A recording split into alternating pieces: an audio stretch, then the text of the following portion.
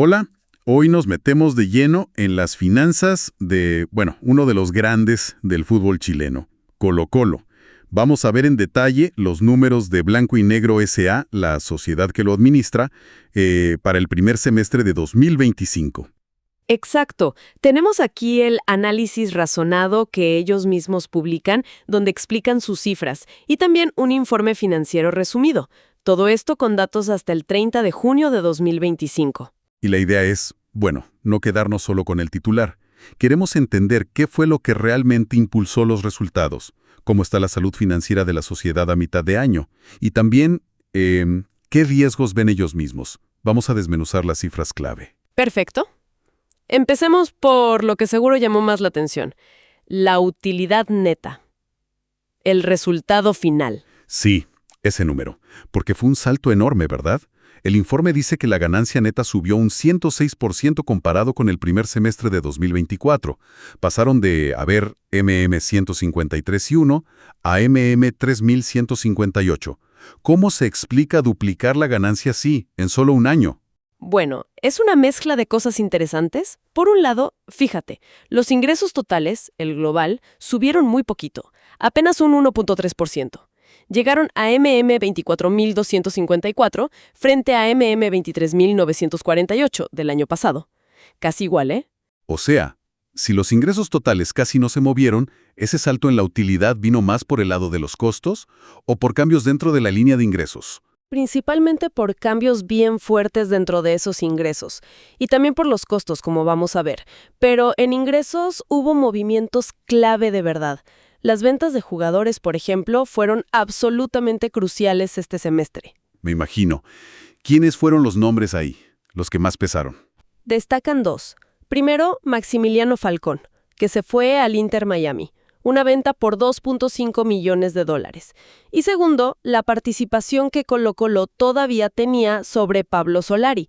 Cuando River Plate lo vendió al Spartak de Moscú, al club chileno le tocaron unos 2.7 millones de euros. Claro, son montos bien importantes. Definitivamente mueven la aguja. ¿Podríamos decir que sin esas ventas el panorama de ingresos habría sido totalmente distinto? Totalmente distinto, sí. Fueron un motor clave, sin duda. Pero, ojo, no fue lo único que funcionó bien en los ingresos. La publicidad, por ejemplo, tuvo un desempeño súper bueno. Creció un 40.6%. Un 40.6% en publicidad, eso es muchísimo. ¿Y a qué se debe? ¿Nuevos auspiciadores, mejores contratos quizás? Un poco de ambos. El informe habla de renovaciones y la entrada en vigencia de contratos grandes, como Adidas y Yugabet. Y además mencionan un aumento en los royalties, lo que se cobra por usar la marca. Esto es interesante, ¿no? Muestra que la marca Colo-Colo sigue fuerte, más allá de si al equipo le va bien o mal en un torneo específico. Entendido.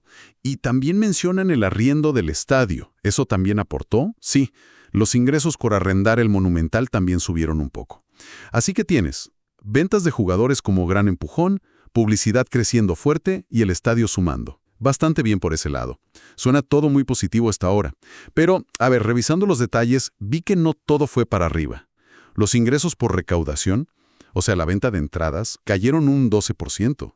Eso sí que me llama la atención, ¿no? ¿Qué pasó ahí? Correcto. Y es una caída importante ese 12%. La explicación que da la administración es directa. La eliminación temprana del equipo en la fase de grupos de la Copa Libertadores. Ah, claro. Menos partidos de local en Copa, es menos gente en el estadio y menos plata por entradas. Es el impacto directo de lo deportivo en la caja. ¿Tiene toda la lógica? ¿Y hubo otras bajas en los ingresos? Sí, dos más, aunque con menor peso. Los ingresos por derechos de TV bajaron un poquito comparado con el primer semestre de 2024. Dicen que es porque en 2024 el equipo jugó fases previas de Libertadores y eso habría generado más plata de TV en ese periodo puntual. Ah, mira tú. Un detalle técnico de cómo se calendarizan y pagan esos derechos. Exacto.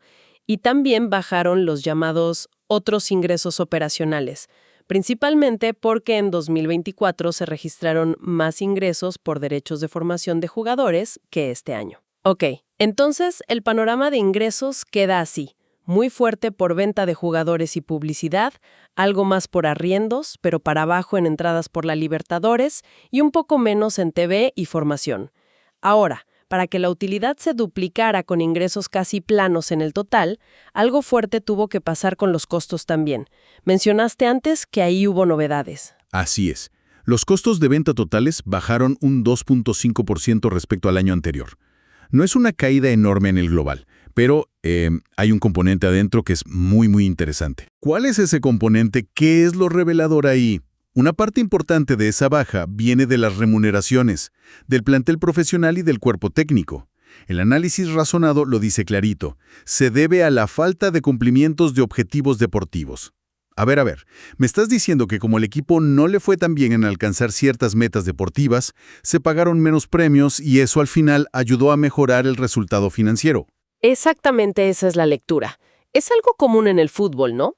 Muchos contratos tienen bonos por rendimiento, por títulos, por clasificaciones.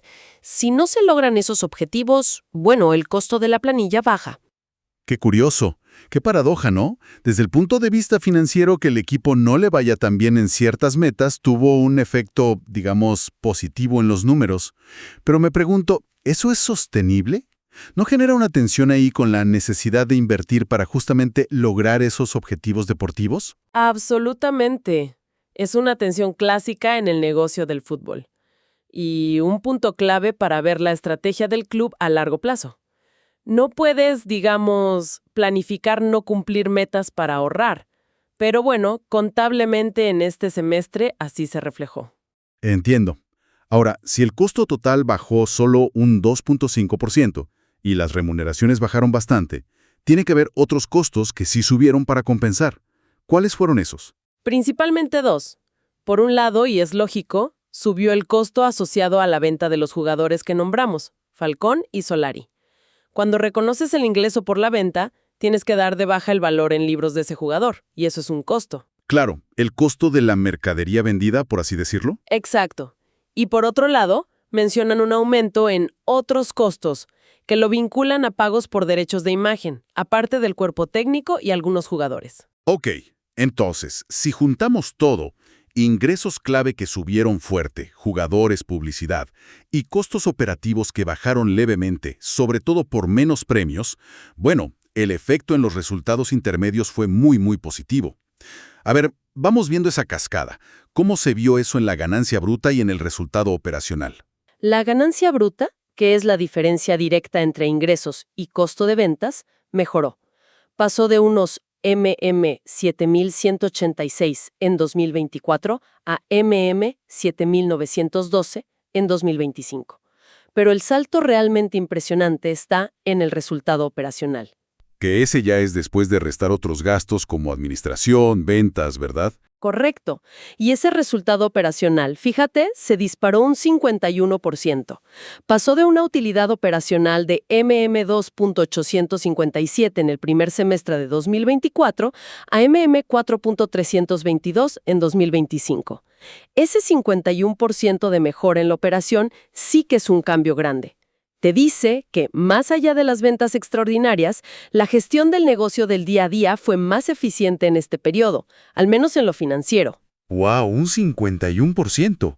¿Y de ahí cómo llegamos a la utilidad neta duplicada del principio? Bueno, ese resultado operacional tan fuerte nos lleva a un resultado antes de impuestos de MM4102, casi el doble de los MM2038 del año anterior.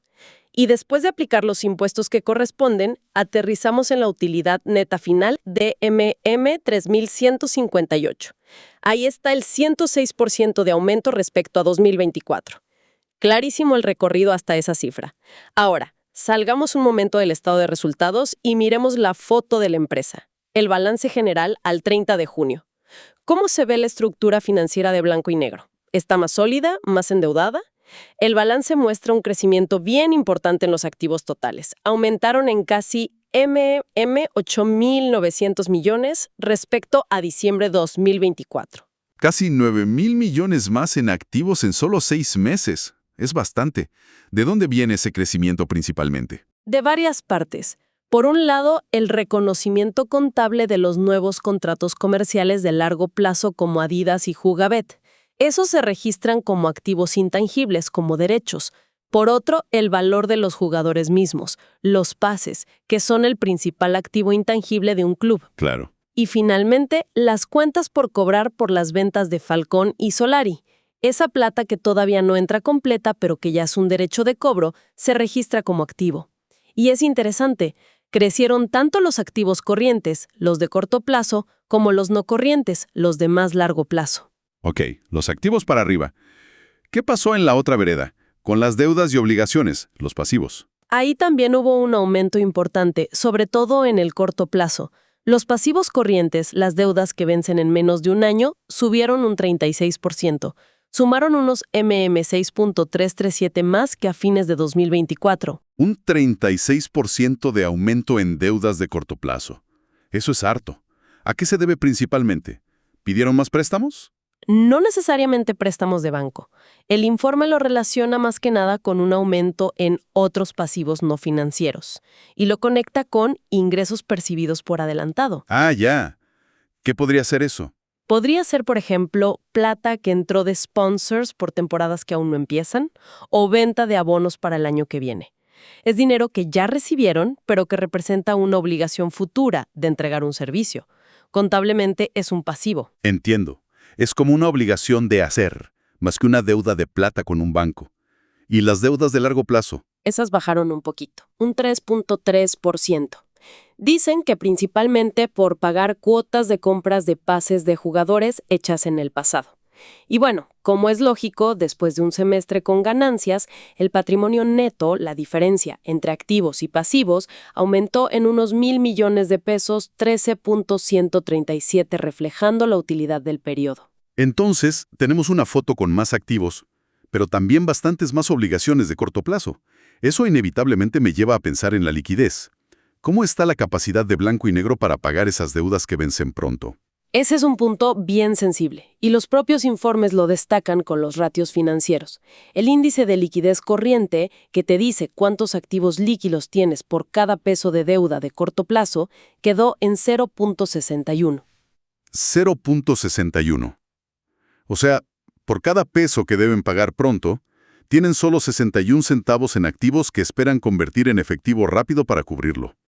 Suena ajustado, ¿no? Bastante ajustado. Objetivamente, un ratio bajo 1 siempre indica una posición de liquidez apretada. Sin embargo, la administración en su análisis como que le baja un poco el perfil. ¿Y cómo lo justifican o lo manejan? No es para preocuparse. Argumentan que ese nivel de 0.61 se ha mantenido más o menos estable respecto al año pasado y que ellos lo consideran internamente manejable. Mencionan también la prueba ácida, que es un indicador parecido pero más exigente y da un resultado similar. Implica que sí, operan con márgenes de liquidez muy justos. Internamente manejable. Pero seguro que requiere una gestión de caja súper fina día a día. ¿Y el endeudamiento general de la sociedad? ¿Subió o bajó? El endeudamiento total sobre el patrimonio sí aumentó comparado con fines de 2024. Lo atribuyen justamente a ese aumento en los pasivos corrientes que vimos, relacionado con impuestos por pagar y esos ingresos recibidos por adelantado. Ok, hablemos ahora del flujo de caja, del movimiento real de la plata. Más allá de si ganaron o perdieron en el papel, entró o salió efectivo de la sociedad en este semestre. El estado de flujo de efectivo nos da esa película y muestra 3 movimientos importantes. Primero, las actividades de la operación. Vender entradas, cobrar publicidad, pagar sueldos, todo eso generaron un flujo positivo de $7.233. Esa es una buena señal. El negocio base está generando caja. Eso es clave, claro. Y las otras áreas. Segundo, las actividades de inversión tuvieron un flujo negativo de 4.604. O sea, salió plata para invertir. Principalmente, dice el informe, en comprar pases de jugadores los intangibles y también en algunas mejoras o compras de activo fijo. Es la inversión que se necesita para mantenerse competitivo. Lógico. ¿Y el tercer movimiento? Tercero, las actividades de financiamiento también mostraron un flujo negativo de 3.648. La principal salida aquí fue por pagar cuotas de un contrato de cesión de créditos que tienen con una financiera llamada FinePal SPA. Entonces, resumiendo el flujo, Entró caja por la operación del día a día, pero salió bastante más por inversiones, principalmente jugadores, y por pagos financieros. El neto de todo eso debe haber achicado la caja final. Exacto. El resultado neto de todos esos flujos fue una disminución del efectivo disponible durante el semestre. Bien, creo que tenemos un panorama bastante completo. Ganancias altas por ventas extraordinarias y publicidad, costos que bajaron un poco por menos premios, pero una liquidez que sigue ajustada y flujos de caja que muestran fuerte inversión y pago de deudas financieras. Con todo esto sobre la mesa, ¿cuáles dirías que son los principales riesgos que la propia administración de Blanco y Negro identifica para el futuro? Bueno, los agrupan en las categorías típicas de estos informes. Primero, el riesgo de mercado. Aquí miran dos cosas. El tipo de cambio, dólar-euro, por las transferencias internacionales. Claro, ventas y compras de jugadores. Exacto. Y dicen que decidieron no tomar seguros de cambio, coberturas, porque sienten que tienen un calce natural entre ingresos y gastos en moneda extranjera. Y porque la mayoría de sus operaciones son en pesos chilenos. Es una decisión, asumir ese riesgo. Una apuesta a que las fluctuaciones no los van a afectar tanto. Y el otro riesgo de mercado. La tasa de interés. Pero señalan que hoy por hoy no tienen deuda bancaria importante a tasa variable, así que ese riesgo lo ven bajo actualmente. Luego está el riesgo de crédito. Que es básicamente el riesgo de que no les paguen lo que les deben, ¿no? Justamente. Identifican dos fuentes principales: los contratos comerciales, publicidad de sponsors y las ventas de jugadores. Sobre los jugadores, dicen que confían en las reglas FIFA, que dan bastante seguridad para los cobros entre clubes. Y para el riesgo comercial, bueno, dicen que lo evalúan mes a mes y hacen provisiones y ven que alguien podría no pagar. Entendido.